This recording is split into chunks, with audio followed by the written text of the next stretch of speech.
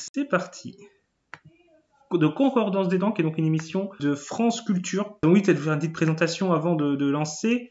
C'est avec donc une historienne dont le nom, attends, j'ai noté le nom, voilà, Dina Cooper-Richer, qui est une maître de conférence à l'université Versailles-Saint-Quentin, donc c'est dans les Yvelines, mais ça regroupe du coup aussi l'Aisne, qui est directrice adjointe au Centre d'histoire culturelle des sociétés contemporaines, et qui a écrit du coup le livre Le Peuple de la nuit, qui est donc un livre sur l'histoire de la mine. Elle a également travaillé sur la catastrophe de Courrières, qui est la pire catastrophe minière qui est connue, la mine en France, pas la pire au monde, mais une des pires au monde.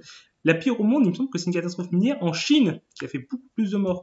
Déjà, Courrières, c'est presque 1100 morts, quoi. Donc, c'est pas une petite catastrophe, quoi.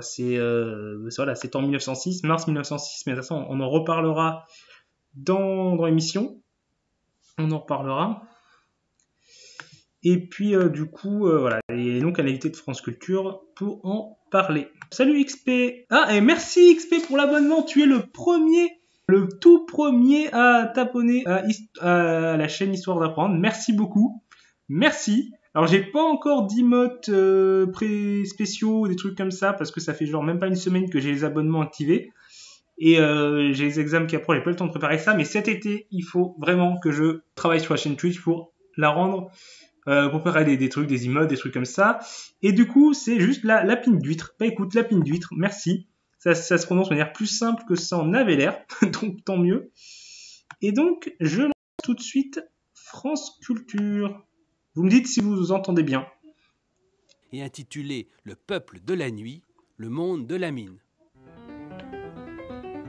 Donc Concordance des temps, qui est une émission d'histoire, comme il peut avoir La Fabrique de l'Histoire, La Marche de l'Histoire, des trucs comme ça qui sont sur France Inter ou France Culture. À chaque fois, je sais plus lesquels sont sur quelle chaîne. Il y a quoi d'autre? Il y a le cours de l'histoire sur France Culture, qui est assez intéressant. La Fabrique, j'ai vu La Fabrique, c'était sur France Culture, France Inter. Non, c'est La Fabrique, c'est pas une ancienne émission de France Culture.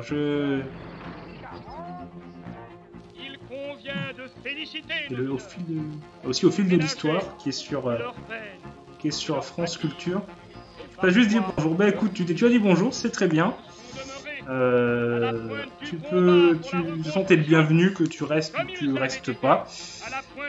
Et dans tous les cas, je te souhaite une bonne soirée si tu dois repartir. Et puis sur l'histoire, le recul vers une période passée, ou comme aurait dit Racine, vers un pays éloigné. Donc là, c'est la bande-annonce de le générique de l'émission.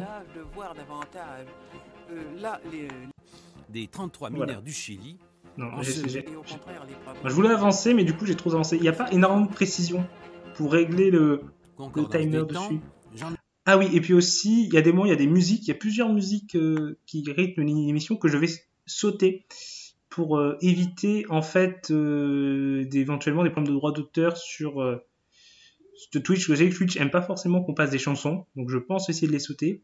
Il y a 2 chansons, Le Puits, Le Grisou. De toute façon, je vous mets le lien de l'émission, comme ça vous pourrez écouter l'émission en entière avec les chansons et tout si vous le souhaitez. Hop, voilà, le lien est dans le chat, donc vous n'hésitez pas à aller y faire un tour. Et donc je relance l'émission. Donc vous voyez la liste des chansons à l'écran que je vais... Et bien aussi des extraits de films. Les extraits de films, peut-être que... Il y a un extrait de film, il est intéressant, donc j'essaierai de le laisser. On va juste espérer que Twitch soit pas cher. Le sauvetage spectaculaire des 33 mineurs du Chili, ensevelis à 700 mètres de profondeur dans leur quête d'or et de cuivre, ayant finalement été arrachés aux puissances telluriques sous le regard des télévisions du monde entier. Ouais, c'est une émission qui date... à l'épopée, conduit tout droit à l'évocation d'un univers sans pareil. C'est une émission qui date un peu parce qu'en fait, ça parle un peu d'une histoire qui s'est passée pour des mineurs chiliens qui s'étaient retrouvés coincés pendant plusieurs jours, plusieurs semaines au fond d'une mine. Et ça a été pas mal médiatisé à l'époque et ils avaient été sortis. Du coup, c'était l'occasion pour eux de rediffuser cette émission parce que du coup, elle avait été déjà diffusée avant. Il s'agit de ce monde souterrain qui a joué un rôle fondamental dans l'essor économique des sociétés occidentales pendant plus d'un siècle, jusque vers les années 1950 ou 1960, et qui conserve encore sa pleine importance dans les pays qu'on appelle aujourd'hui émergents, en Chine en particulier. Oui, l'histoire de la mine, c'est quelque chose qui nous semble, nous, aujourd'hui, quelque chose de passé. Parce que depuis les années 50-60, beaucoup de trucs miniers ont fermé. En 1959, du coup, c'était la mine de Champagnac, dont je vous ai parlé tout à l'heure, qui avait fermé. Et c'était début des années 2000, je crois, la toute dernière mine en métropole, en France métropolitaine, qui a fermé. Alors que c'était vraiment une activité industrielle, une des plus importantes du pays. Il y avait énormément de mineurs, on avait des centaines de milliers. C'était un lieu d'innovation sociale, c'était un lieu centrale du monde ouvrier, c'était le cœur de l'économie du pays, ça faisait vivre des régions entières, ça a impacté donc toute la région du Nord, le bassin minier Lorraine. En Lorraine aussi, il y avait des mines. En Auvergne, du coup, il y avait plusieurs mines, mais c'était moins importante. Ça a quand même impacté les environs. Le Champagnac, Ide, les villages des alentours, ils sont sociologiquement marqués par ce passé. Donc voilà, la mine, c'est vraiment quelque chose d'important dans notre histoire. Donc même si aujourd'hui ça paraît passé, ça a été important. Et il ne faut pas oublier que dans le monde, il y a des pays où la mine est encore quelque chose d'important. Le charbon spécialement. Je vais régler ça. Alors, là j'ai boosté normalement la sortie audio. Tu me diras si c'est bon, lapine d'huître. Fini comme le pain de l'industrie, selon une formule fameuse, étant arraché aux profondeurs de la terre, a donné naissance très tôt à une symbolique puissante. C'est la symbolique des gueules noires, premier serviteur d'une prospérité collective, figure mythique, suscitant un mélange de compassion pour leur terrible labeur et d'admiration pour leur endurance, leur solidarité professionnelle et surtout leur place au premier rang dans les luttes syndicales qui ont arraché peu à peu des concessions aux brutalités d'un capitalisme impitoyable. Et c'est de la France. Oui, comme je disais, c'était un lieu d'innovation sociale, c'était un lieu de lutte très important. Les mines, ça a été le premier endroit où la journée de 8 heures a été obtenue. C'était en 1920 pour tout le monde, et pour la mine, c'était dans les années 1906, 1908. Ah, j'ai plus la date exacte en tête, mais c'était avant la Première Guerre mondiale. Ils l'ont obtenu, la journée de 8 heures. La sécurité du travail a été obtenue avant également. Fin du 19e siècle, il y a eu des sortes de l'ancêtre du CHST, qui est une sorte de sécurité du travail, qui s'assure qu'il y ait des mesures de sécurité, que la santé des travailleurs n'est pas mise en danger. Donc il y avait une sorte d'ancêtre de ça dans les mines en avance. Parce que c'était un endroit où la lutte était très importante, le taux de syndicalisation était très élevé. Et donc, du coup, écoute, parfait, lapine d'huître, que le son soit mieux. Et du coup, c'était, voilà, et du fait de cette lutte très importante dans les mines, de ce très fort taux de syndicalisation, les compagnies minières ont été obligées de lâcher plus de choses que pour les autres travailleurs qui ont obtenu ces droits-là que plus tard. Mais souvent, le fait que les mines les obtiennent, ça a aidé l'ensemble du monde du travail à l'obtenir par la suite. Principalement, que nous allons parler avec Diana Couper-Richet, maître de conférences à l'université de Versailles-Saint-Quentin. Diana Couper-Richet, qui connaît très bien l'histoire de ce peuple de la nuit, pour reprendre le titre du livre qu'elle lui a consacré. On a les bennes, on a le combat du fond, on a également le mineur qui aime sa mine, on a la poussière et le bruit, et en même temps, on a le mineur qui rentre chez lui, qui se lave dans son baquet et qui mange sa soupe. Et il y a l'amour, bien sûr. L'amour des siens, voilà, l'amour de sa famille. Alors c'est tout ça que nous allons restituer n'hésitez pas ce matin, du coup, par ensemble, la suite, à aller voir l'émission cet entier, univers spécifique voir la chanson et voir qui ce qu'elle dit sur la parfois chanson. donne le sentiment d'appartenir au passé, mais qui en réalité sur cette planète perdure dans bien des lieux. Et lorsqu'on a évoqué l'affaire du Chili, on a parfois oublié qu'il y avait eu, dans le même temps, cette année même, un grand nombre de catastrophes, en particulier en Chine. J'observe qu'il y a eu des coups de grisou qui ont fait 66 morts en Sibérie, 28 en Turquie, 17 en Chine et encore, ça c'est simplement au mois de mai 2010. Et puis beaucoup également, surtout en Chine où le... Oui, rip Brassens, parce que voilà, c'est... Comme je vous l'ai dit, je flippe un peu enfin, je sais que Twitch est tatilleux sur les chansons, et voilà, j'ai pas envie d'avoir des soucis avec ça, donc je préfère les sauter. Peut-être que je flippe pour rien, parce que c'est des vieilles chansons et que ça se trouve ça passerait, mais je préfère pas prendre de risques. Voilà. Déjà, si l'émission passe sans souci, c'est bien déjà. Donc voilà. Et donc voilà, il a listé plusieurs catastrophes qui avaient eu lieu en 2010, qui est donc la date de cette émission. Donc ça montre que c'est encore une activité qui est dangereuse.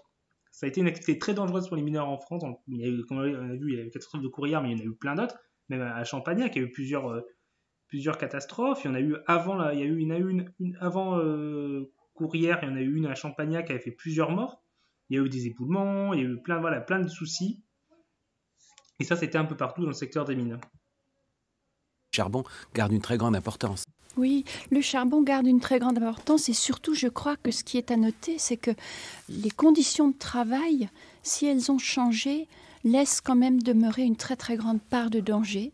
Le danger qui existait en 1906 est encore présent en 2010 dans beaucoup de régions du monde qui exploitent en profondeur. Il y a eu de catastrophes épouvantables en Chine avec... Alors la plus meurtrière de toutes les catastrophes, c'est une catastrophe qui a eu lieu en Chine en 1942 et qui a laissé 1549 victimes. C'est-à-dire davantage que la catastrophe de Courrières. Cette épouvantable catastrophe de Courrières, par laquelle je voudrais que nous commencions notre conversation, car elle a constitué en soi un drame horrible, et en même temps, elle marque une étape dans l'évolution des sensibilités, du regard que la nation peut jeter sur les mineurs et de l'idée même qu'ils se sont faits de leurs tâches et de leurs spécificités. Voulez-vous, Diana Couper-Richet, nous aider à faire renaître ce qu'a été cet épouvantable moment de la catastrophe de Courrières? Plus d'1 millier de morts. On est du côté de Lens.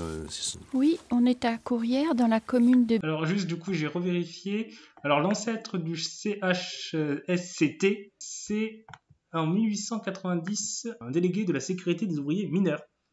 Il faut remplacer aussi un rôle de délégué du personnel qui n'existait pas non plus encore pour l'ensemble des ouvriers. Billy-Montigny, le 10 mars 1906, à 6h30 du matin. Toute l'équipe du matin descend à 300 mètres de fond.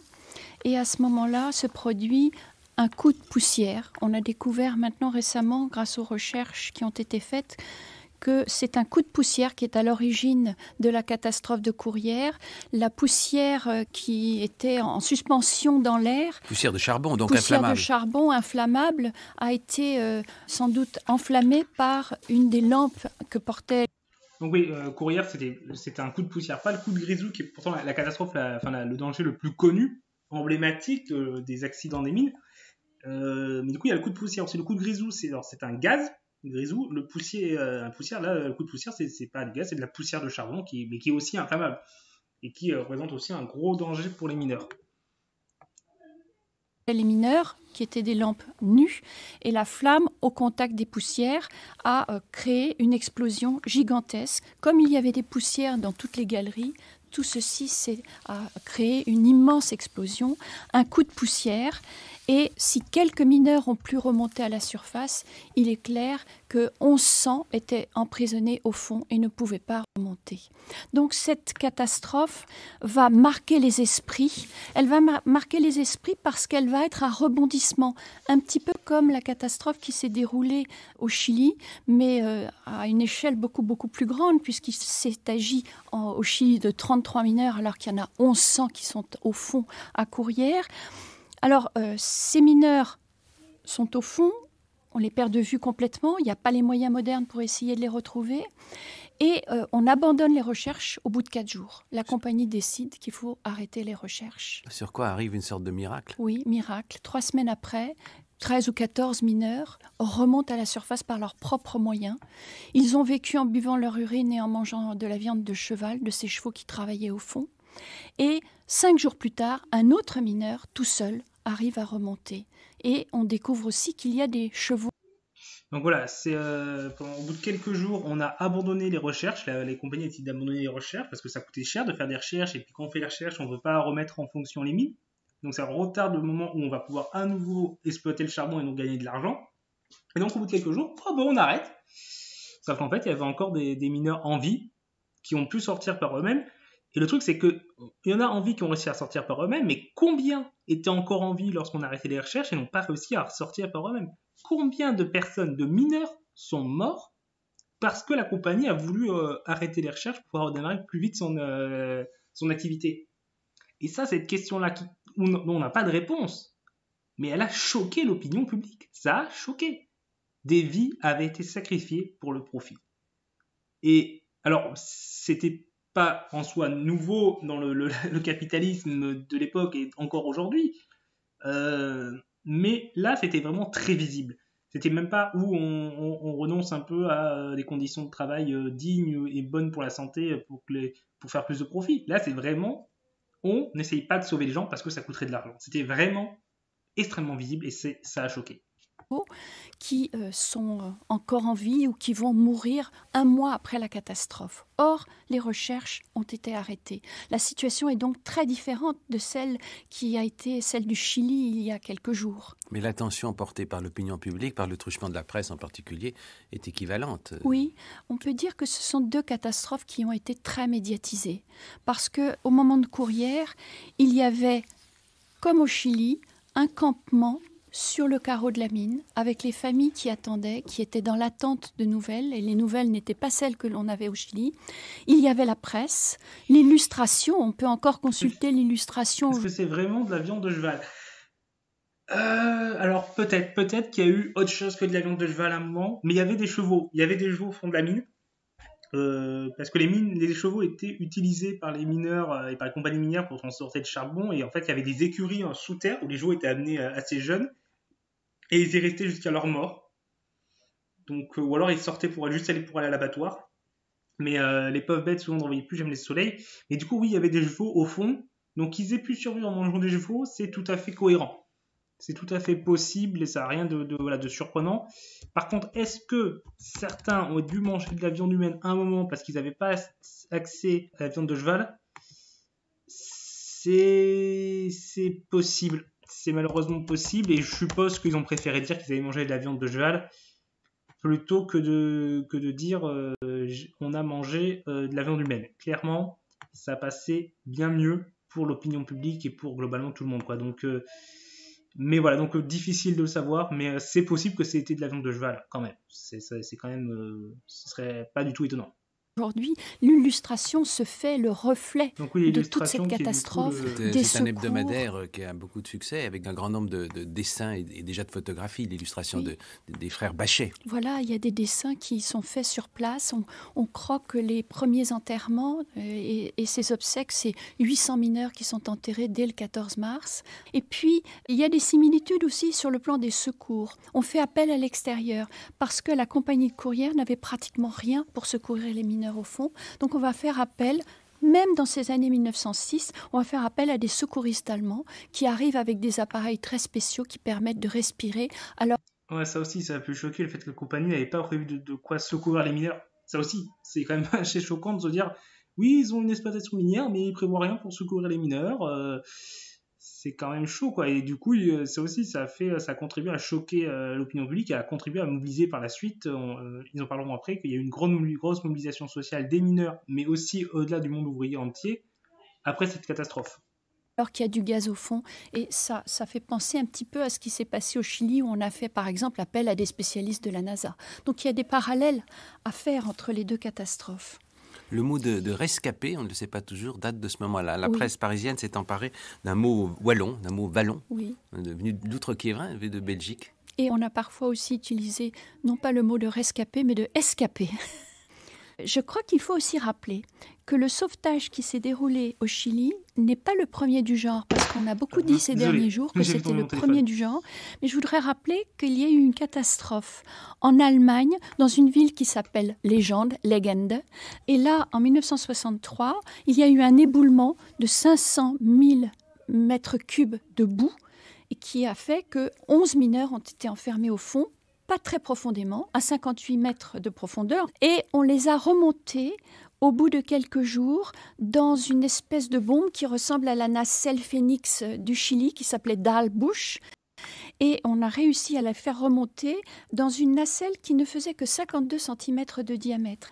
Et à la sortie, il y avait le chancelier Erhardt et 450 ou 500 journalistes qui les attendaient. Donc ce n'est pas une première comme on a beaucoup entendu ces derniers temps. Beaucoup de questions se posent, évidemment, elles sont posées par l'opinion. Et il y a d'abord la question en effet de la sécurité. C'est-à-dire comment doit-on faire pour éviter, pour diminuer le risque de danger. C'est le fameux grisou. Qu'est-ce que c'est que le grisou ? Le grisou, c'est un gaz qui se dégage au fond. Sans doute, il émane du minerai lui-même. Mais je voudrais aussi rappeler que l'essentiel des victimes dans les mines ne sont pas le résultat de coups de grisou. C'est les éboulements quotidiens qui provoquent le plus de morts. Mais il faut aussi rappeler que les mineurs peuvent être aussi victimes d'incendies qui se répandent soit par un coup de grisou, mais soit simplement le combustible lui-même qui brûle et qui peut brûler pendant très longtemps. À Commentry, il y a eu un incendie qu'on n'a pas réussi à éteindre pendant 50 ans. Donc il y a les incendies, il y a les inondations, il y a les éboulements et il y a le gaz. Donc il y a beaucoup de dangers dans la mine. Il reste que le grisou continue d'incarner aux yeux de tous le péril majeur, comme le démontre la chanson que je vais vous faire entendre, une chanson. Voilà, c'est ça, c'est que le grisou, c'est la catastrophe emblématique, comme je vous l'ai dit tout à l'heure. Mais voilà, il y a le coup de poussière, les éboulements, les incendies, il y a les inondations, il y a énormément d'accidents qui peuvent arriver, plus l'impact sur la santé, juste du travail. Il y aura un témoignage tout à l'heure que je garderai, des conditions difficiles, mais il y a la chaleur, il y a toute la poussière de charbon, de roches qu'on respire, qui est très mauvais pour la santé, la silicose et tous ces autres soucis de santé qu'avaient les mineurs. L'activité minière, c'est vraiment une activité dure et dangereuse pour la santé. Qui est antérieure à Courrières, puisqu'elle remonte à 1887, une chanson de Jules Jouy, qui est interprétée ici par Simone Bartel. C'est sur l'air du furet du Bois-Joli. Nos parents sont de gris. C'est moins qu'on puisse dire. C'était un chansonnier poète montmartrois et qui chantait beaucoup de choses sur l'injustice et qui était Et qui s'exprime en... de leurs ancêtres qui ont été victimes de la catastrophe de Courrières, qui va durer jusqu'au mois de mai, mais simplement le combustible lui-même qui brûle. Dans le trou. Un certain nombre de thèmes qui sont vraiment erreur et du coup, proches j'ai du monde été de la déplacé mine dans le temps. Voilà, et qui viennent excusez-moi de- s'ajouter à ce qu'il y avait dans du la souci chanson technique. chantée par Montand, par exemple les famines, les orphelines. Il faut rappeler par exemple que le résultat humain de la catastrophe de Courrières, ce sont bien sûr les 1100 morts qui sont restés au fond, c'est-à-dire les ouvriers, les travailleurs, les mineurs, mais qu'il est resté 562 veuves, 1133 orphelins, et que dans l'une des familles, le père et ses 6 fils sont restés au fond, tués par ce coup de grisou. On comprend qu'il y a eu tout à la fois une immense compassion nationale la femme, et c'est une des femme, et tu perds ton mari protestations, et 6 de tes enfants. des d'un coup. indignations, des colères, une Oui. vivacité sans pareille. Oui, alors d'abord, je pense qu'il faut rappeler la solidarité que ces catastrophes provoquent, aussi bien à Courrières en 1906 qu'au Chili en 2010. Le monde entier se tourne vers les événements qui se passent au fond de la mine. On attend des nouvelles, on attend des sauvetages. Je me souviens d'avoir travaillé sur la presse anglaise par rapport à la catastrophe de Courrières, et j'ai vu que dans cette presse anglaise, il y avait tous les jours des articles sur ce qui se passait dans le bassin minier français. Vous avez évoqué l'anticléricalisme de Jules Jouy. Peut-être a-t-il été un peu ironique à l'égard... Donc voilà, vous voyez que la catastrophe au Chili avait été médiatisée dans beaucoup de pays différents, donc en France aussi, et à l'époque, Courrières avait été médiatisé dans plusieurs pays différents. Donc il y a, pour les catastrophes minières, il y a souvent un intérêt quand même de la presse. C'est quelque chose qui intéresse les médias et l'opinion publique, y compris internationalement. Hop, allez, on se lance. du télégramme consolateur du pape Pie X qui a été lu après la catastrophe et qui annonce les 33 chapelets envoyés par Benoît XVI tout récemment aux 33 mineurs du Chili. Et c'est vrai aussi qu'à côté de ces chapelets, il y a eu 33 bouteilles de bière envoyées par le nouveau Premier ministre anglais. Monsieur Cameron, Voilà. de bière traditionnelle. Donc oui. avec la bière et le chapelet, tout devrait bien aller. Donc compassion, grand mouvement de solidarité et en même temps colère, en même temps indignation. Oui, indignation, colère qui va très rapidement je ne sais conduire pas, les ouvriers et leur... Je suis pas moi je suis plutôt de la région du centre de la France, donc ce centre Val-de-Loire et Auvergne, et un peu d'Ordogne aussi. Je suis pas du Nord Pas-de-Calais, donc je ne sais pas là-bas s'ils reçoivent encore, mais c'est peut-être possible, oui. Je regarderai après le live ce qu'il en est. famille vers un mouvement de grève qui va durer jusqu'au mois de mai, mais qui malheureusement, en dépit de la détermination des ouvriers, se heurtera à un mur de refus de la part de la compagnie et des compagnies. Le mouvement se répandra, bien sûr, à l'ensemble du bassin et dans quelques autres endroits de France, mais les concessions qui seront accordées aux mineurs seront tout à fait mineures. Pourtant, sur la tombe C'est des le cas de le victimes, on n'avait pas manqué de discours annonçant Donc que tout oui, le mouvement, il y a eu un mouvement social dans les mines qui a été assez important, mais les compagnies ont fait que peu de concessions à ce moment-là. Il y a eu d'autres concessions par la suite qui ont été faites progressivement. Par contre, il y a eu un mouvement social de l'ensemble du mouvement ouvrier. Il y a eu le 1er mai, et globalement tout le mois de mai 1906 a été très agité. Et ça a conduit durant l'été 1906 à l'obtention du repos hebdomadaire. Avant, le dimanche était un jour travaillé. Alors, il pouvait y avoir des entreprises où on accordait le dimanche pour aller à la messe et des trucs comme ça, ou juste le dimanche matin, parfois. Mais il n'y avait pas de loi qui imposait un repos hebdomadaire. Donc là, maintenant, depuis l'été 1906, c'est le cas. Et c'est une des résultances du grand mouvement social de 1906, qui avait tenté d'obtenir la journée de 8 heures, et en plus du repos hebdomadaire, mais ça n'est obtenu qu'en 1920. Différent après, je pense en particulier à ce propos d'Émile Bally, qui était lui-même un ancien mineur, député maire socialiste de Lens, et qui dit « Je le jure sur cette tombe qui nous glace d'horreur, sur ces cercueils que des mains tremblantes viennent de retirer d'une fosse pour les descendre dans une autre, justice sera rendue aux morts, justice sera rendue aux vivants, justice sera rendue à l'humanité. » Alors, je crois que justice n'a pas réellement été rendue aux mineurs en général, puisqu'on voit que les conditions dans lesquelles ils travaillent dans certains pays sont encore semblables à celles qui sont décrites dans Germinal et celles qui ont provoqué la catastrophe de Courrières.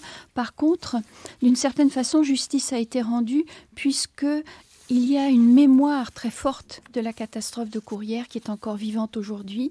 On en trouve des traces dans la littérature, mais on en trouve encore des traces dans les familles.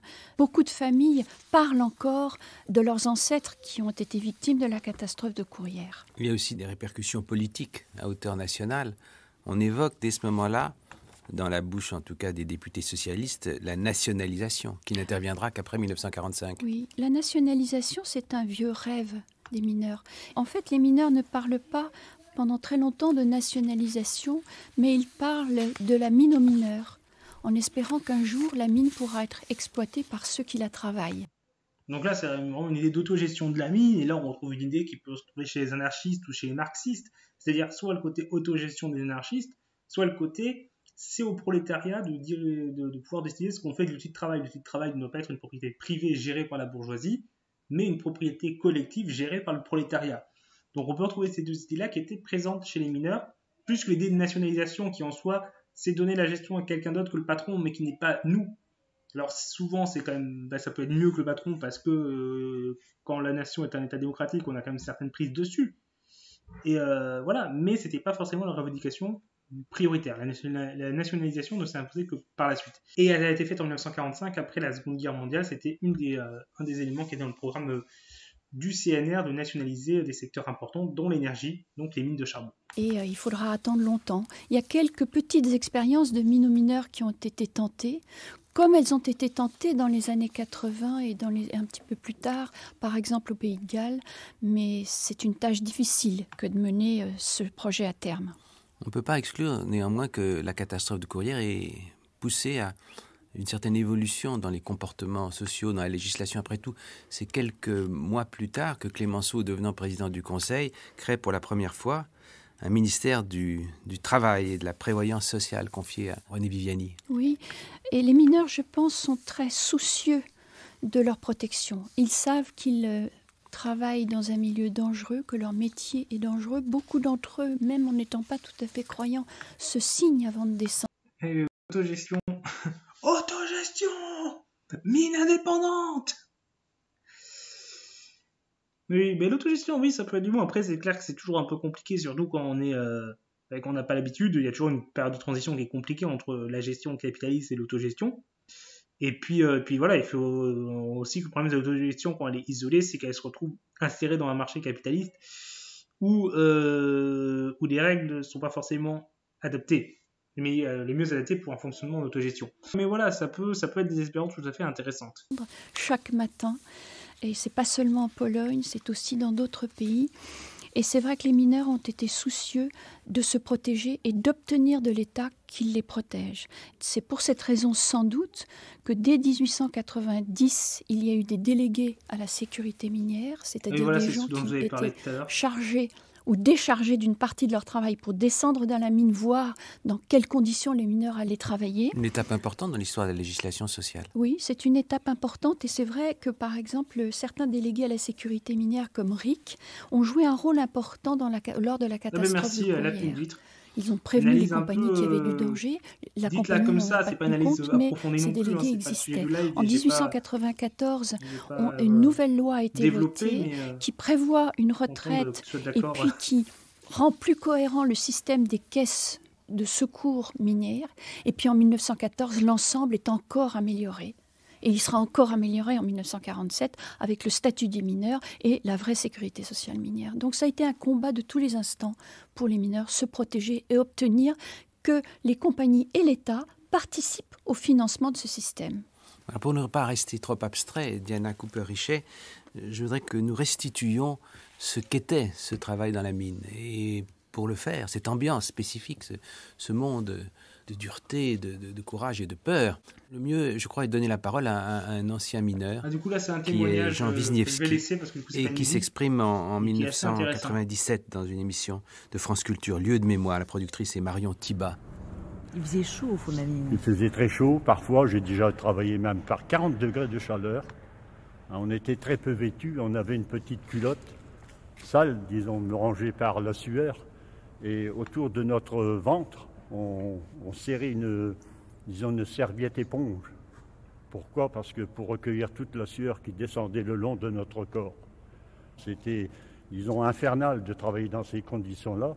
Et on était obligé de boire parfois jusqu'à 6 litres d'eau pour pouvoir compenser cette sueur qui nous descendait là, tout le long de notre corps.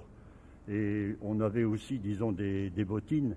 Et là aussi, on les ceinturait avec des étoffes afin que la sueur ne descende pas à l'intérieur de nos pieds. Vous étiez à l'abattage, c'est-à-dire que vous étiez allongé presque Oui, parfois on était allongé et on ne pouvait pas se mettre, disons, sur le côté. Pourquoi? Parce que c'était trop bas. Souvent, on disait en termes de mineurs, une hache et 4 doigts, ça représentait environ 60 cm. Et que c'était presque impossible. Et on ne pouvait pas manier non plus une pelle, car le manche était... Ou alors il fallait couper le manche, et on ne pouvait pas charger à ce moment-là dans les couloirs oscillants. Les couloirs oscillants, ce sont ces couloirs qui bougent sans cesse et qui poussent le charbon qu'on y introduit dedans. Le mineur était obligé de jeter le charbon dedans, et donc ce charbon descendait par saccades pour arriver en bas de la galerie. Et là, il était chargé dans des berlines. Et ce sont les galibots qui poussaient ces berlines-là, finalement, qui remontaient au jour. Donc le mineur, dans cette position-là, c'était terrible. Ça bougeait, en plus, dans la mine. Oui, il arrivait souvent vers 5 heures du matin que le terrain bougeait. Car ça correspond un peu à la rotation de la Terre. Donc au fond de la mine, les terrains bougeaient. Et à ce moment-là, ça craquait, on entendait des étais crier, et les bois en bois se compressaient sur la puissance, sur la force, disons, de ces roches qui voulaient descendre absolument. C'était terrible, c'était effrayant même. Parfois, on entendait des bois qui claquaient d'un seul coup. Alors parfois, on était obligé de se sauver, finalement, parce que le danger était trop pressant et beaucoup trop grave. On était à peine à 60 cm entre la terre et le sol. Et finalement, on avait toujours peur que ça s'écrase. Dans la peur, l'imagination trotte, comme on dit. Et dans notre tête, tout se précipite et la peur s'installe. Bon, et on essayait quand on travaillait, on oubliait finalement, la peur s'estompait à ce moment-là. Vous éprouviez de la fascination aussi? Oui, beaucoup de fascination et beaucoup de choses. Parce qu'entre autres, lorsqu'on travaillait au fond de la mine et que les installations s'arrêtaient, et qu'on ne pouvait pas charger de charbon à ce moment-là, on regardait un peu, disons, dans les stapes. Les stapes, c'est l'endroit où les cailloux tombaient. Et là, on avait un grand livre ouvert sur la vie qui s'était passée antérieurement, il y a des milliards d'années peut-être. On y voyait des fossiles. Vous voyez, finalement, on apprenait beaucoup de choses. C'est ça qui fascinait des mineurs, de revoir des fougères, des fois des roseaux, des milliers d'années devant nous, là, fixés à jamais. On essayait de le récupérer et ça nous donnait, disons, une certaine connaissance des choses qui se s'étaient déroulées il y a bien très longtemps. On l'écouterait longtemps, n'est-ce pas, Diane Cooper-Richet, ce mineur qui restitue... Je ne voulais pas couper le témoignage parce que voilà, je voulais le laisser dans l'intégralité et pas le couper. Donc on voit vraiment une réalité de la dureté du travail. C'est d'être dans des conduits étroits, obligé de s'allonger pour travailler dans la chaleur, 40 degrés. À Champagnac aussi, c'est hyper chaud, parce que quand tu descends sous terre, il fait chaud. T'as la chaleur des machines et tout aussi. Bref, t'étouffes de chaleur. tu peux pas t'habiller, mais si tu t'habilles pas trop, enfin si tu t'habilles trop, t'as trop chaud, si tu t'habilles pas assez, t'as pas le corps protégé, tu rampes sur le sol, t'as la roche qui t'agresse. On doit boire 6 litres d'eau pour compenser la sueur, c'est fou. Et puis il y a le danger, oui, la terre ça bouge. Et ça doit être hyper impressionnant de sentir ces mouvements, de voir ces mouvements, d'entendre des craquements. Ça doit vraiment pas être rassurant. Mais il y a aussi le côté passionnant. Ce qu'on trouve sous terre, c'est fou. Sous terre, on trouve le passé, oui, et les fossiles, et ça, les mineurs, mais on n'y pense pas comme ça. Mais les mineurs, il y a des mineurs qui collectionnaient des fossiles. Et il y avait vraiment une passion, en fait, pour ce qu'on trouvait sous terre. Et donc c'était à la fois une terreur, une passion, une fascination pour les profondeurs de la Terre. Et une passion pour les profondeurs de la Terre qui est finalement assez ancienne. Aux profondeurs de la Terre, on a imaginé, depuis dans la mythologie, on imaginait qu'on pouvait trouver la vie après, enfin, ce qu'il y avait après la vie, les enfers, il y avait le royaume d'Hadès, on a Voyage au centre de la Terre de Jules Verne, qui est un peu cette idée de descendre au fond de la Terre, voir ce qu'on y trouve. C'est à la compagnie et continue à travailler pour eux. Donc, on va leur faire le lundi la lessive, le mardi le ménage, le jeudi, tout le monde va faire cuire son pain. On va ensuite avoir des jours pendant lesquels les femmes toutes sortent de leur maison et nettoient les rues qui appartiennent aux compagnies, et tout le monde fait ça en même temps. Et elles auront peut-être une petite journée au cours de laquelle elles pourront aller prendre le café chez une de leurs voisines. Mais la vie de la femme de mineur est entièrement rythmée par le rythme imposé par le travail de la mine. C'est organisé. Et puis il ne faut pas oublier non plus qu'il y avait aussi pas mal de femmes de mineurs qui travaillaient. Les femmes de mineurs, c'était pas juste un rôle à côté de s'occuper du foyer, qui était important dans la société de l'époque, mais elles travaillaient. Pas toujours au fond de la mine, parfois c'était plus genre au tri, en surface.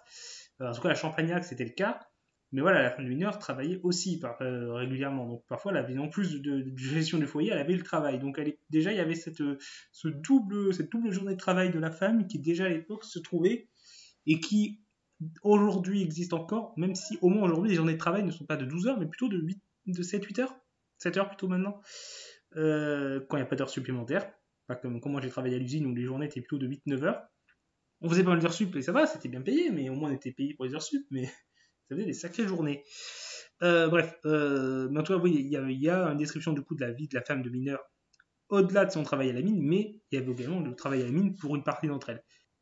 Délibérée d'une communauté un peu fermée sur elle-même par les compagnies, c'est un élément important et qui explique peut-être aussi pourquoi l'accueil a parfois été rugueux envers les travailleurs étrangers qui à un moment donné ont été recrutés.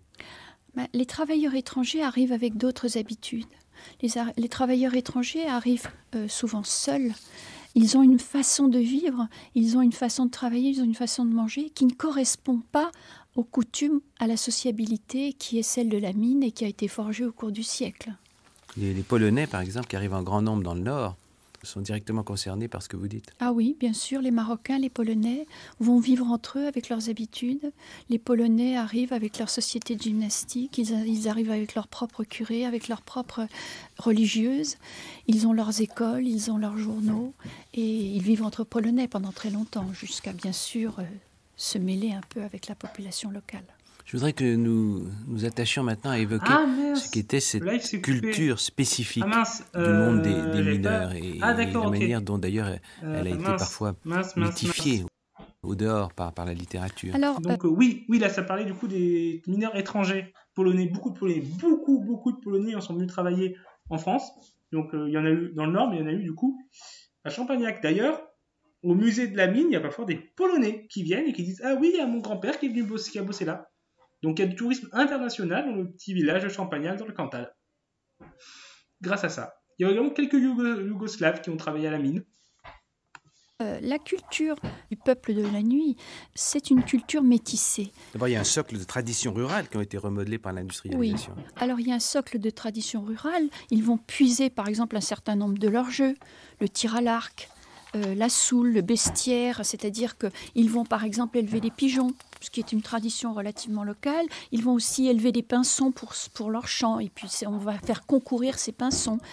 Ils vont aussi puiser dans les traditions locales pour les fêtes, le carnaval, les foires, là, les on parle ducasses. surtout du Nord, naturellement. Oui, mais aussi, par exemple, les vogues. Ce sont des fêtes que l'on retrouve dans les bassins du sud de la France. Ensuite, il y a les traditions vraiment paysannes.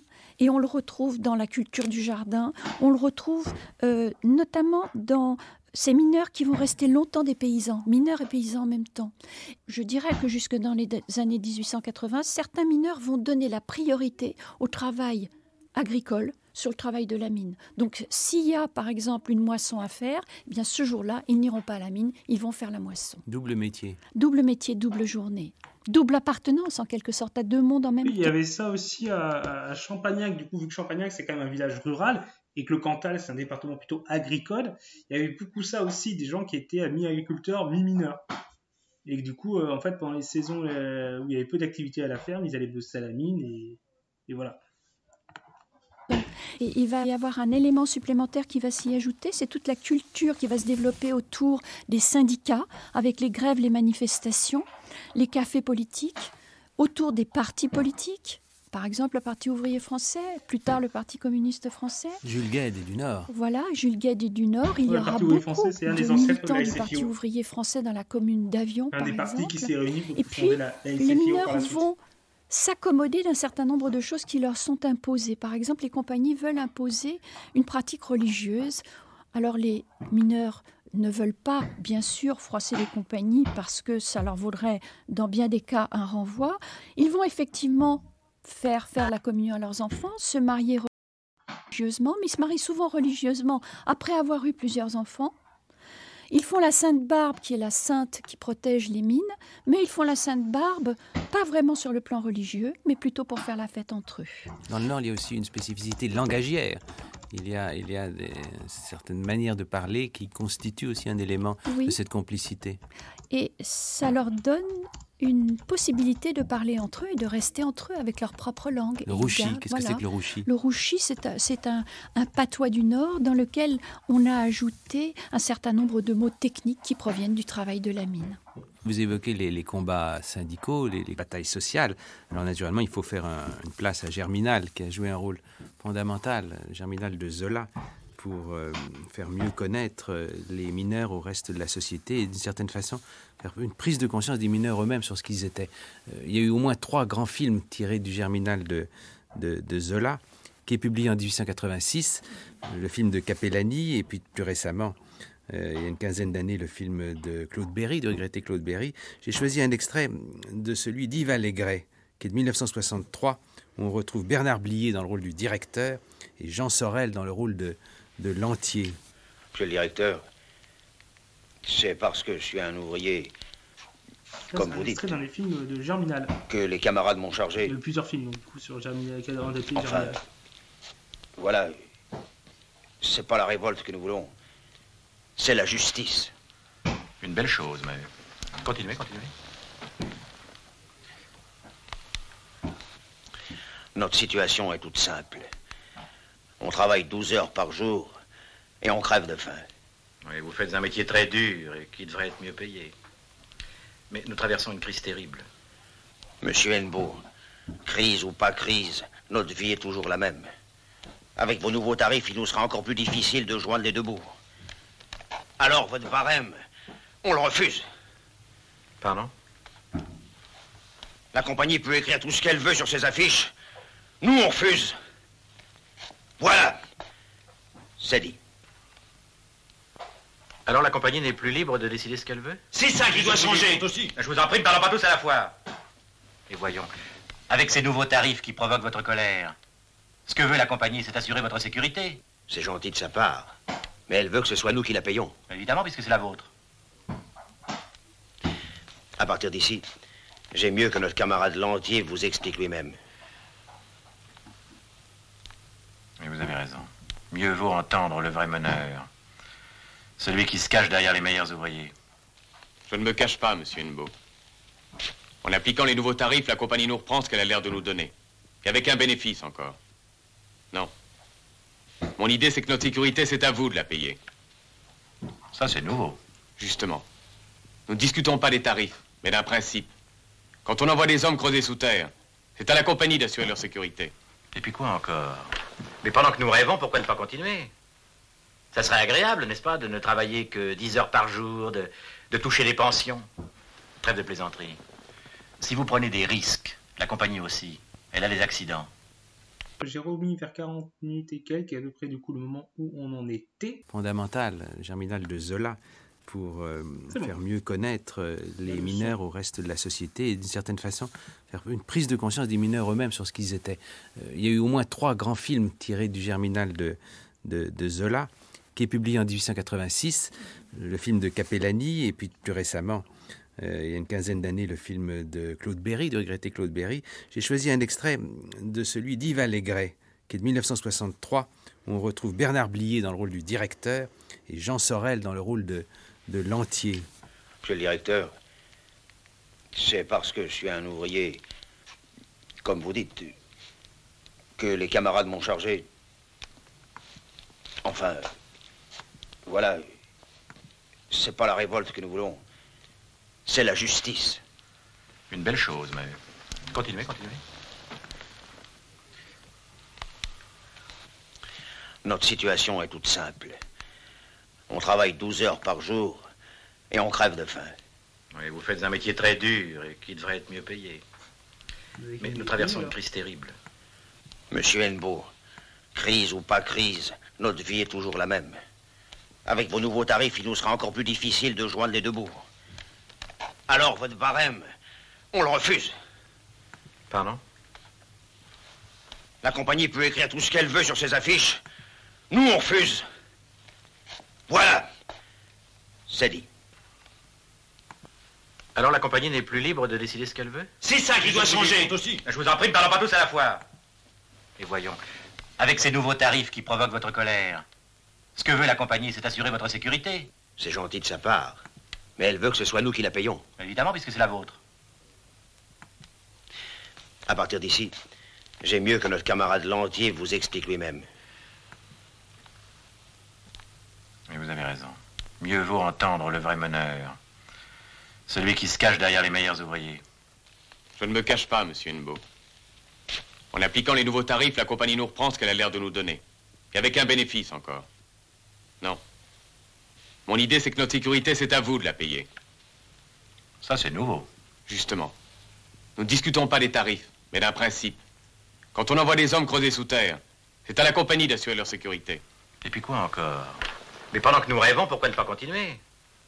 Ça serait agréable, n'est-ce pas, de ne travailler que 10 heures par jour, de toucher les pensions. Trêve de plaisanterie. Si vous prenez des risques, la compagnie aussi, elle a des accidents. Pas les mêmes, monsieur Hennebeau. Quand je vous en prie, Lantier. Nouveau venu parmi nous, vous montez la tête à de braves gens avec des idées d'association, de sécurité, de caisse de secours, de solidarité internationale. Je sais ce que je dis. Tout ça mène vos camarades à la pourriture socialiste. Ça, je crois qu'on l'avait. Et vous venez à 8 me demander la Lune? Nous ne demandons pas la Lune. À l'époque, quand il parle de pourriture socialiste, il faut voir qu'on était à une époque où le mot socialiste ne veut pas dire ce qu'il veut dire aujourd'hui. Aujourd'hui, socialiste, on pense au Parti socialiste, François Hollande, quelque chose de globalement de très libéral au final économiquement. À l'époque, les socialistes, c'était vraiment un mouvement révolutionnaire, marxiste, qui encourageait la lutte sociale, y compris par une grève insurrectionnelle, et prenait des mesures radicales. Même le PCF aujourd'hui, comparé à ce qui étaient les partis socialistes à l'époque, il peut être très modéré. Donc voilà, quand ça parle de pourriture socialiste, pour eux, ça parle vraiment de quelque chose qui leur semble dangereux. Nous voulons notre sécurité. Nous vous prévenons que pour l'obtenir, nous sommes décidés à nous mettre en grève. Alors votre réaction, Diana Cooper-Richer, on comprend en écoutant cet extrait que Germinal ait pu avoir un formidable écho pendant des décennies et aujourd'hui encore soit très présent dans l'idée que les Français se font de la mine. J'ai le sentiment qu'il y a un après Germinal et un avant Germinal. D'une certaine façon, Germinal a donné une légitimité aux mineurs, au métier de mineur. Elle les a montrés dans la difficulté de leur travail, dans leur courage, mais aussi, bien sûr, dans leur misère. Ce qui est intéressant aussi à dire concernant les romans consacrés à la mine, c'est que Germinal n'est pas le premier roman consacré à la mine. Germinal vient dans une longue suite de romans et de nouvelles qui ont été écrits entre 1866 et 1885 par différents auteurs. Par exemple Par exemple, le premier d'entre eux, c'est Libertet, qui était un des papes du feuilleton sous le Second Empire et qui a écrit un roman, le premier du genre, qui s'appelle Les Houilleurs de Poligny et qui a en quelque sorte fixé les clichés, tous les clichés du roman de la mine. Ce qui est intéressant, c'est qu'à cette époque-là, Zola travaillait au service de la publicité chez Hachette et qu'il avait été chargé de faire le compte-rendu de ce roman. Dans une petite brochure publiée par Hachette, il disait justement que ce roman était très caractéristique du monde de la mine et qu'il montrait bien tout ce qui se passait dans ce milieu, les dangers, mais aussi les côtés, une certaine tendresse, puisque ça se termine bien sûr par une histoire d'amour. C'est un feuilleton typique du 19e siècle. Donc, je considère qu'il y a eu, avant Germinal, une certaine standardisation du sujet de la mine. Donc Zola, bien sûr, d'une manière tout à fait géniale, va cristalliser tout le milieu dans son roman. Et ce roman... Zola, qui est quand même clairement de tous ces auteurs le plus connu. C'était quand même un auteur marquant et qui aujourd'hui est un auteur qu'on connaît énormément, mais même à l'époque, c'était quand même un auteur... connu pour ses œuvres, mais également pour son rôle de journaliste, qui va me défrayer la chronique avec le fameux « J'accuse », même si c'était plus tard. Progressivement, les mineurs vont se l'approprier, vont considérer que c'est leur roman, ils vont s'en réclamer, et à partir de là, ils vont être conduits, pour un grand nombre d'entre eux, on peut considérer que pour un métier manuel, il y a beaucoup d'écrivains chez les mineurs, environ 80, ce roman va les conduire sur le chemin de l'écriture. C'est un cas assez unique dans le monde ouvrier. Je ne crois pas qu'il y ait le cas semblable. J'ai interrogé des collègues qui travaillent sur d'autres milieux, notamment dans les chemins de fer. Il y a eu quelques écrivains qui appartenaient au monde des chemins de fer, mais il n'y a pas eu d'autres métiers semblables, aussi durs et aussi manuels, qui aient connu autant d'écrivains. On peut évoquer le cas de ce célèbre Jules Mousseron, qui propose une sorte de... Salut Gizmo, salut. J'espère que tu vas bien. Du coup, on est en train d'écouter une émission de France Culture en la commentant sur l'histoire de la mine. Je ne sais pas si on avait commencé à l'écouter là, il y a 10 jours, mais j'avais dû interrompre, tu as des problèmes de connexion Internet. Donc je ne sais pas si tu avais pu écouter ce qu'on avait fait il y a 10 jours. Mais de toute façon, même si tu n'avais pas pu écouter, tu peux écouter ce qu'on va dire là. Et il y aura une rediffusion de l'ensemble mis ensemble sur YouTube dans quelques jours. Voilà. Légende rose, une mine conviviale et solidaire. Alors, effectivement, je crois qu'il y a plusieurs légendes du mineur et de la mine. Il y a la légende que nous venons d'évoquer, qui est celle de Germinal, c'est la légende noire, que l'on retrouve chez d'autres écrivains, notamment des écrivains belges francophones, comme Constant Malvat ou comme Charles Nisol. Mais j'ai été intéressée d'apprendre qu'il y a eu aussi un naturaliste chilien, mineur lui-même, qui s'appelait Baldomero Lillo, qui a écrit en 1905 une série de nouvelles consacrées à la mine. Ces recueils de nouvelles. Tu viens de me follow, mais bienvenue du coup. Et est-ce que ça parle des mines du Nord? Ça parle des mines en général. Les mines du Nord, essentiellement, vu que c'est le plus important bassin minier français. Mais ça parle de l'histoire de la mine en général en France. Ça évoque même quelques aspects de l'histoire de la mine au niveau mondial, même si ça se concentre sur l'aspect français. Moi, personnellement, je ne connaissais pas le bassin minier du Nord que je connais le plus, mais en fait, c'est un bassin minier peu connu, celui du Massif central, parce que mes parents habitent à côté d'une ancienne mine du Massif central dans le Cantal, du coup, à laquelle je me suis pas mal intéressé et que je m'intéresse encore pas mal. Donc, voilà. Ah, ben écoute, c'était donc d'une région minière. Moi, j'habite depuis peu. Enfin, j'habite à mi-temps, à côté de mes études, dans une ancienne région, entre guillemets, parce que c'était vraiment très localisé. C'était pas la taille des régions minières du Nord, où c'était des villes entières. Là, c'était quelques villages de quelques milliers d'habitants. Il y a eu jusqu'à 500 personnes qui ont bossé dans la mine. C'est monté à un peu plus de 500 à son apogée, mais ça n'a jamais été une association minière géante. Mais ça a quand même impacté les quelques villages autour. Et donc, ça m'a pas mal intéressé de m'intéresser à cette histoire locale. Et donc, avec un peu commencer à m'intéresser à l'histoire de la mine en général. D'où, du coup, mon travail sur cette émission de radio. Les nouvelles ont fait l'objet d'un film qui a été tourné par un Chilien en 2003. Écoutez, cela vient très bien dans notre rapprochement entre la France et le Chili récent, et l'épopée des 33 mineurs. Ce qui est intéressant, c'est que Lillo avait été mineur lui-même et que son père avait...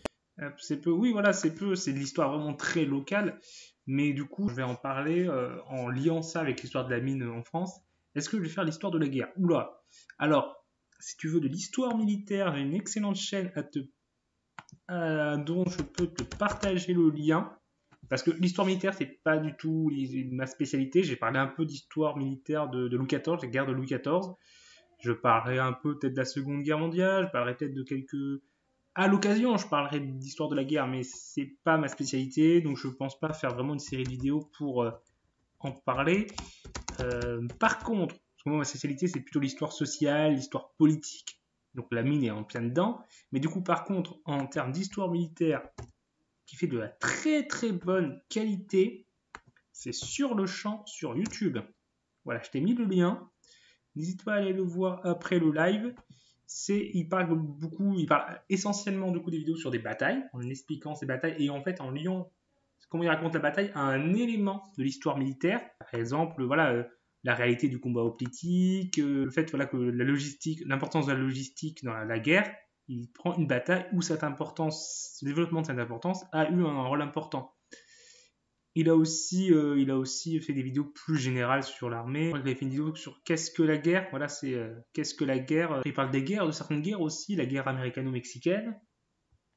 Voilà, donc là c'est vraiment de ce que je connais pour l'instant, ce qu'il y a de mieux en termes d'histoire militaire. Les guerres, il a parlé de quelques guerres de l'Antiquité. Il a parlé du coup d'une guerre de la première bataille de Mantinée, à l'époque du grec. Il a parlé de la cavalerie macédonienne. Qu'est-ce qu'il a parlé d'autre? Il me semble qu'il a parlé d'une grande bataille navale de l'Antiquité entre Rome et Carthage. Il avait fini dessus, qui était une des batailles navales en fait les plus importantes, peut-être même la bataille navale en termes d'effectifs humains, la plus importante de l'histoire du monde en fait. C'est en termes de marins et de soldats engagés sur mer, c'était la plus grande bataille que l'humanité ait jamais connue, et c'était dans l'Antiquité. Ce qui peut paraître très surprenant. Voilà, il a parlé aussi de la victoire à la Pyrrhus, de la bataille du coup d'Héraclée, qui est aussi de l'Antiquité. Voilà, donc en tout cas, ouais, si tu regardes toutes ces vidéos, tu auras, je pense, quand même une certaine connaissance du sujet. Déjà, après, voilà, tu pourras toujours aller plus loin par des articles, mais en termes de vidéos, c'est ce qu'il y a de mieux, je pense, sur YouTube. Après, si, tu peux toujours, un documentaire sur une bataille en particulier, tu pourras toujours trouver mieux, mais si tu veux de l'histoire militaire, voilà. Participer au Gold Rush en Californie. On retrouve le même phénomène au Pays de Galles, on retrouve le même phénomène de l'écriture chez les mineurs de soufre en Sicile. Donc il y a vraiment une écriture qui semble être provoquée à la fois par l'environnement dans lequel travaillent les mineurs et peut-être aussi par un effet libérateur de Germinal. Alors je disais des légendes, je crois qu'il y en a 3 de légendes de la mine. Il y a la légende noire, celle de Germinal. Il y a les légendes roses, qui est celle de Mousseron. Mousseron, ce chanteur, poète, mineur lui-même, qui a travaillé 45 ans au fond et qui, tous les dimanches, se produisait dans des one-man shows où il chantait le bonheur d'être mineur. En quelle langue? Alors, en rouchi d'abord, en français ensuite, pour gagner une plus grande popularité à travers la France.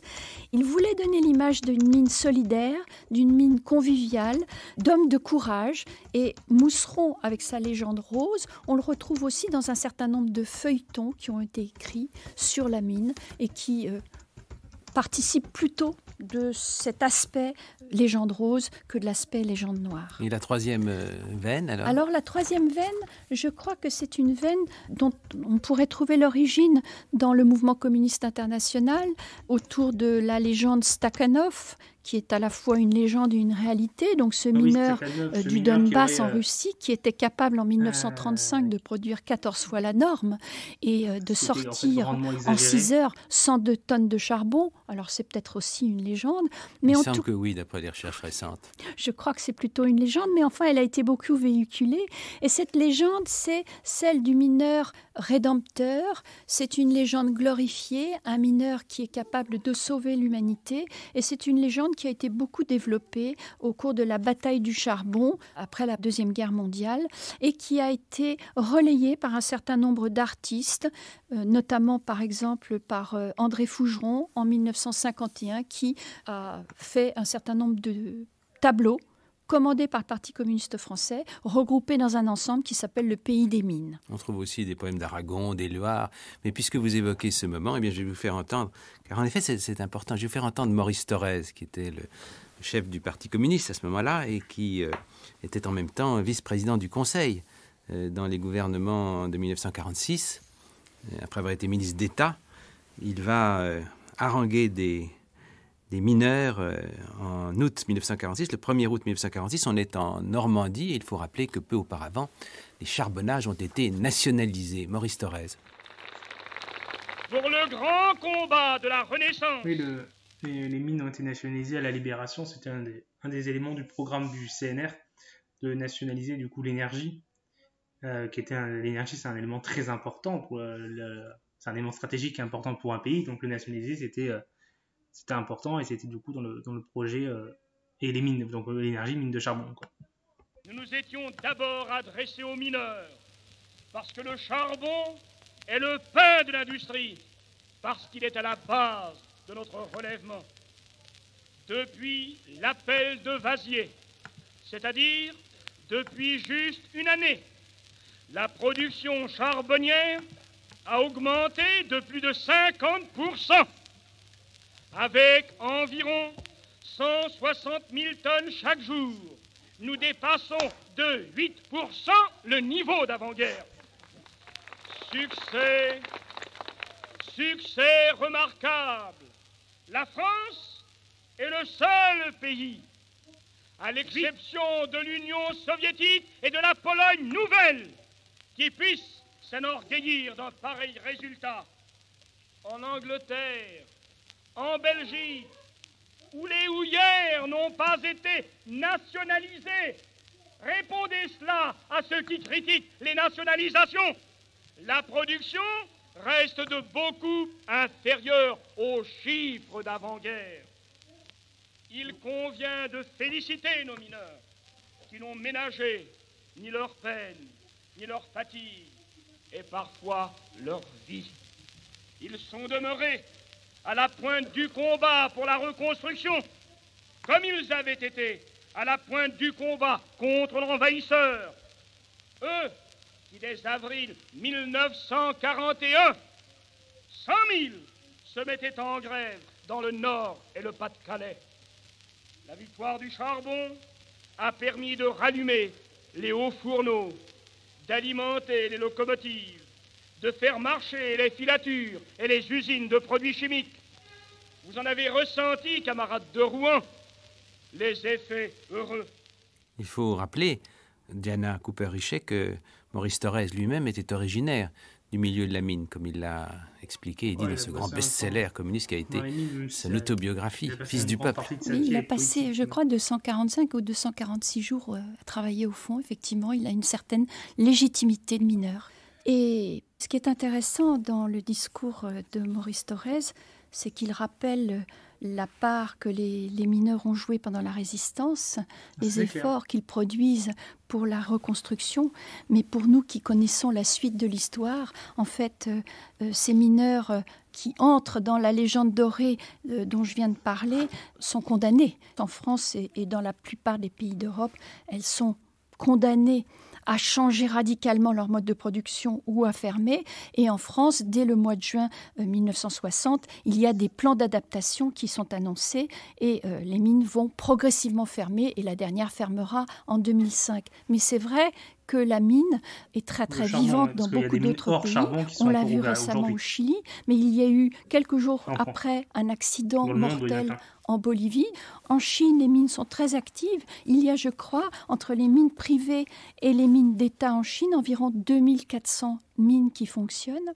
Il y a énormément de mines, bien sûr, en Inde, qui travaillent selon des méthodes tout à fait archaïques et très dangereuses. Et puis, on a à l'opposé les mines australiennes, qui utilisent pratiquement aucune main-d'œuvre, qui n'utilisent que des machines. Il n'y a plus de mineurs à proprement parler. Non, en Australie, il n'y a pas de mineurs, donc il n'y a pas de danger. On fait travailler soit des machines au fond, soit on fait des mines en découverte, c'est-à-dire des mines ouvertes dans lesquelles on fait rentrer ces grandes haveuses qui raclent le charbon et ne travaillent pas avec des hommes, donc sans danger.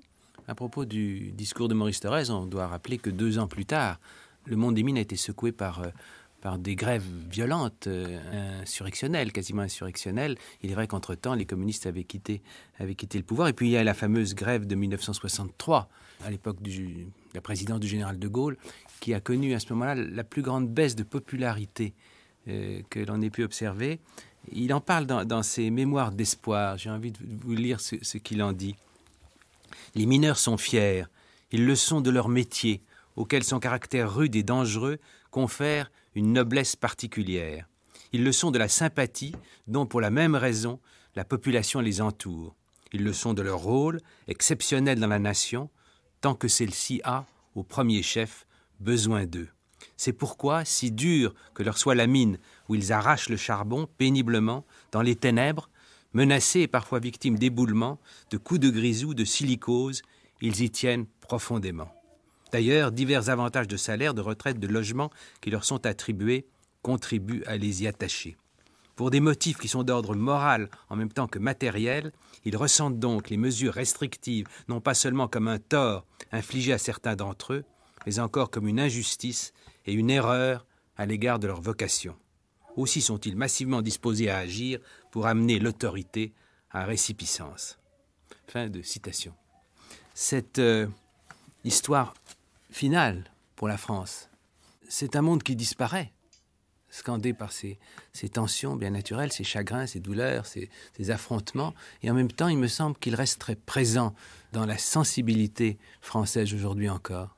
Oui, je crois que ce qui était intéressant pour moi, c'était de pouvoir travailler sur la vie, le début, la naissance d'un métier et la disparition de ce métier. Et ça, c'était vraiment intéressant parce que c'était une vie entière. Et c'est assez rare. Si on prend les boulangers, ça ne s'arrête pas. On continue à avoir du pain, peut-être sous d'autres formes. Mais en tout cas, pour les mineurs, c'était assez particulier. Et c'est vrai aussi que le métier de mineur et le monde de la mine appartient à la symbolique de tous les Français. Je pense que beaucoup de gens connaissent Germinal, sont attachés à ce monde et le connaissent. Merci beaucoup. C'est le monde que vous avez restitué dans votre bel ouvrage « Le peuple de la nuit ». Mines et mineurs en France, 19e, 20e siècle, qui est paru en 2002 chez Perrin. C'était là rapide parce qu'il fallait juste finir. Ça aurait été mieux de le faire tout d'un coup, mais avec les soucis de connexion, ça se coupait toutes les 5 minutes. La dernière fois, c'était pas possible, mais je voulais quand même essayer de finir pour au moins vous pouvoir vous faire une vidéo complète en rediffusion. Je referai peut-être des analyses d'émissions à l'avenir, ça peut être sympa, sur des sujets que je maîtrise quand même, parce que si je maîtrise rien, ça va être pas l'idéal. Et France Culture a pas mal d'émissions bien. Donc voilà, donc je sais pas si vous avez des questions, des remarques sur l'histoire de la mine en général. Je vous laisse quelques minutes pour poser des questions si vous en avez. Puis je couperai le direct pour aujourd'hui. Et on se retrouvera sur un samedi du coup pour un autre live dont je n'ai pas encore défini le thème et le sujet. Je ne sais pas encore ce que je vous fais samedi. Peut-être une analyse d'une émission en rapport avec ce que je dois réviser. Peut-être. Voilà. Donc je ne sais pas. Je vais juste le temps de poser des questions. Et puis voilà.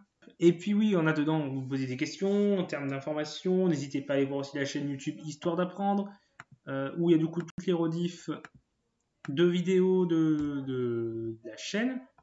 Il y a également une vidéo par semaine, autre que les rediffusions. Peut-être pas, il y aura peut-être une petite interruption à ce niveau-là dans les prochaines semaines, dans 2 semaines, parce que la période d'examen oblige. Mais globalement, on sort au moins une vidéo par semaine, plus les rediffusions de live d'histoire. N'hésitez pas non plus à nous suivre sur notre compte Instagram et notre page Facebook, également Histoire d'apprendre, où nous publions tous les jours. Voilà, des petits éléments d'éphéméride chaque jour. Donc voilà, vous n'avez pas l'air d'avoir de questions. De toute façon, c'est vrai qu'il y avait moins de monde ce soir, mais je pense que ça s'explique simplement par le fait que les personnes n'ayant pas vu la première partie n'avaient pas forcément intérêt à voir cette partie-là maintenant, et les personnes qui avaient vu la dernière fois n'étaient pas forcément disponibles en même temps. Par exemple, je sais qu'il y a une personne qui était là il y a 10 jours, qui n'était pas là. Elle aura la rediffusion de toute façon. Donc, n'hésitez pas à partager également que ce soit nos chaînes, nos vidéos YouTube ou notre chaîne Twitch. Ça nous aide beaucoup à faire progresser et évoluer le projet. Le partage, c'est la vie. Vous pouvez également, si vous souhaitez, vous abonner à notre chaîne Twitch et nous donner du coup un peu d'argent, ou vous nous rendre, ou nous faire des dons sur Tipeee pour nous aider. Là aussi, mais évidemment, c'est si vous le souhaitez, si vous le pouvez, il n'y a aucune obligation. Voilà. Bref, je vous souhaite une bonne soirée. J'espère que votre soirée sera bonne aussi. Oui, enfin oui, si je vous souhaite une bonne soirée, évidemment que je souhaite qu'elle soit bonne. Je suis bête ou quoi? Bref, une bonne soirée. À la prochaine. Bonne semaine également.